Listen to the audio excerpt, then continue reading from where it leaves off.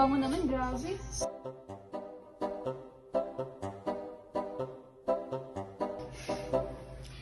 Miss! Bakit po? Okay ka lang ba? Kanina ka pa utot ng utot eh, di ka ba nahiya? Ha? Grabe.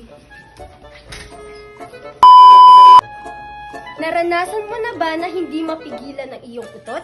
Lalong-lalo na sa public? Huwag kang mag-alala dahil normal lang na nangyayari ito sa isang tao. Ngunit, ano nga ba ang dahilan ng pag-utot? Tara na't alamin kung bakit ito nangyayari. Ang pag-utot ay nangyayari kapag ang mga bakterya sa bituka mo ay parang nagpa-party, habang binubulok nila ang mga pagkaing hindi kayang tunawin ng katawan, gaya ng beans, gulay, at pagkaing mayaman sa fiber.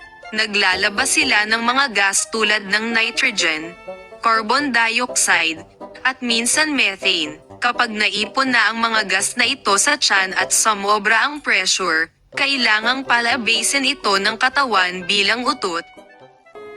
Maniwala ka man o hindi, ang isang tao ay umuutot ng humigit kumulang 14 na beses kada araw, at karamihan dito ay tahimik lang.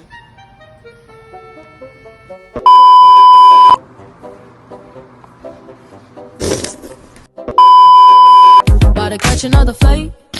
The apple bottom make 'em wanna bite. I just wanna have a good night. I just wanna have a good night.